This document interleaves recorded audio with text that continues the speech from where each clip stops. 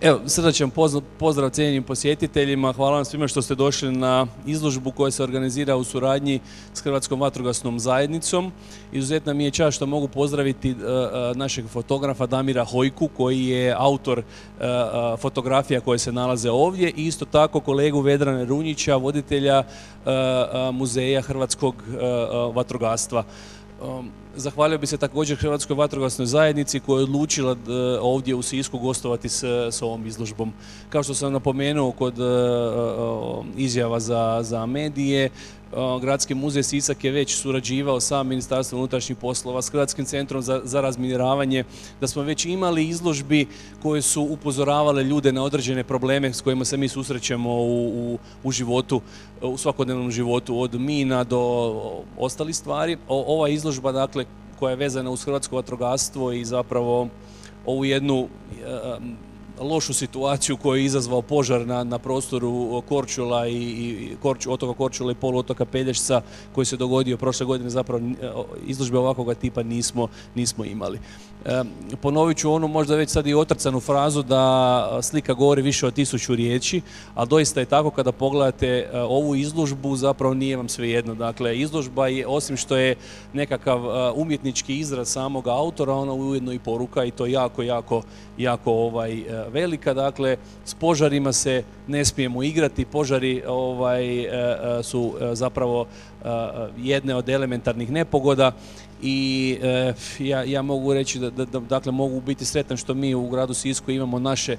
našu vatrogasnu postrojbu s kojom zapravo odlično surađujemo. Prije jedno mjesec dana se ovdje upalio alarm protupožarni i dečki su došli u roku odmah u punoj opremi, dakle ne birajući uopće razlog da li možda je požar ili nije, nego su stvarno ozbiljno shvatili svoj zadatak, pa evo ovom prilikom pozdravljam ujedno i javnu vatrogasnu postrojbu iz Siska. Da ja ne duljim, evo ja bih riječ prepustio gospodinu Vedranu Runjiću da kaže nešto o samoj izložbi i zašto je interesantno da je ona došla upravo u Sisak. Poštovani gosti, kolege vatrogasci, pozdravljam vas u ime Hrvatske vatrogasne zajednice i u ime Muzeja hrvatskog vatrogastva. Hrvatska vatrogasna zajednica ove godine slavi 140. obljetnicu svoga rada i postojanja i stoga mi je iznimna čast što je baš u toj godini obilježavanja ova izložba postavljena u Sisku, jer Sisak ima jedno značajno mjesto u povijesti hrvatskog vatrogastva i same zajednice.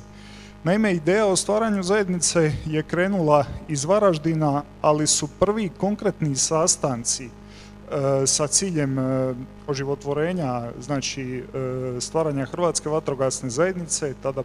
pod imenom Hrvatsko-slavonska vatrogasna zajednica, održani baš ovdje u Sisku i stoga Sisak ima jedno posebno mjesto u hrvatskoj vatrogasnoj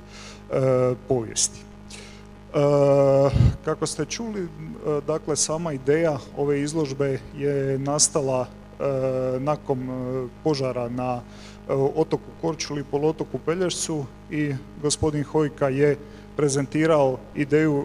Hrvatskoj vatrogasnoj zajednici koja je odmah prepoznala tu važnost toga projekta i tako je stvorena jedna svojevrsna simbioza umjetničke fotografije i protupožarne preventive.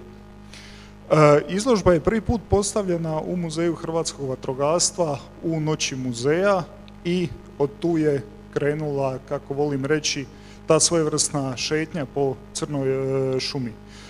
Nakon Varaždina izložba je posjetila Vukovar, Osijek i Belišće i evo sada je tu u Sisku. Također moram i istaknuti da je cijeli projekt financiran iz EU projekta Holistic koji za cilj ima baš sprečavanje nastanka šumskih požara na području Jadranske obale. Pozivam vas sve da aktivno pogledate ove, mogu reći, prekrasne fotografije, iako sama tema nije ni malo lijepa, ali je gospodin Damir stvarno odradio vrhunski posao. Aktivno pogledajte fotografije i aktivno promislite o toj temi šumskih požara, jer samo aktivnim promišljanjem možemo spriječiti nastavak novih crnih šuma po Hrvatskoj. Hvala vam.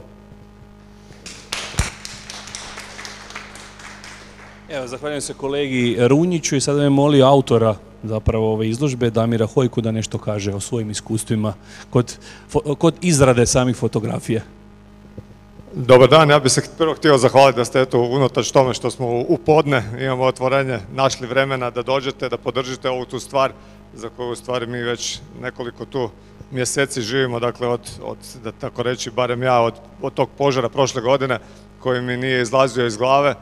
i eto, velim, drago mi je da vam imam